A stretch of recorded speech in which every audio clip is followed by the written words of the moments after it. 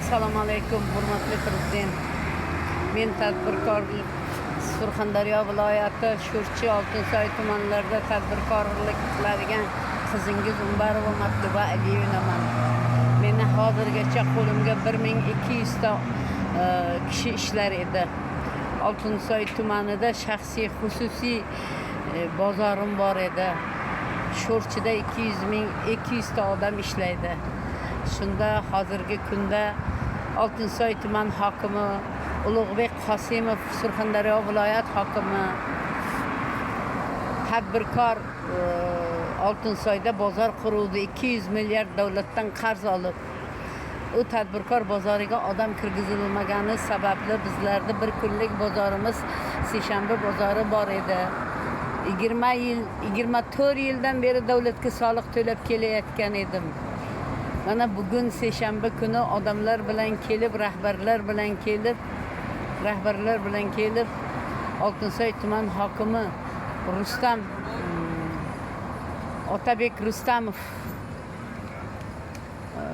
Otabek Rustamov, Oltinsoy tuman hokimi, Oltinsoy tuman ichki ishlari, Oltinsoy tuman sog'lig'i, hokimiyati majburlab meni bozorimdagi odamlarni quvib, haydab chiqarib, mashinalarda numurlarini olib, maydonlarni qozdirib tashlab, shuncha xalqni majburiy holatda boshqa bozorga ko'chishdi.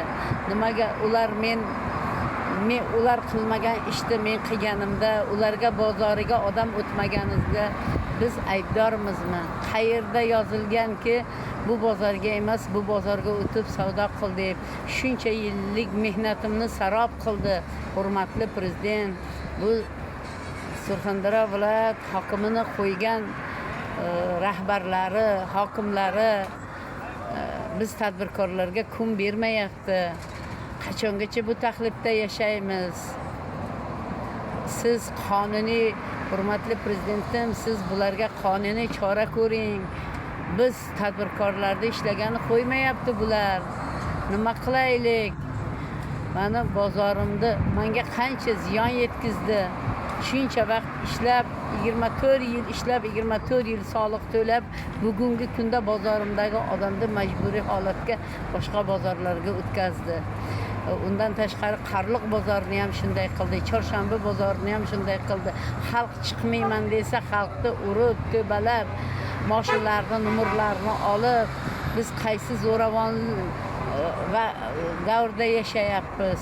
Nahotki bizga shunday zo'ravon hokimlarni qo'ysangiz, xalq dardini tushunmaydigan hokimlarni qo'ysangiz, o'zingiz aytasiz, ikkita ishchi o'rin yaratganda boshini sila deb, minglab ishchi o'rinlarimizni yo'q qilib, bizlarni xafa qilib, mana shu holatga tushirib o'tiribdi. Hurmatli prezident, ko'mak bering. Men shuncha yil xalq bilan ishlaganman.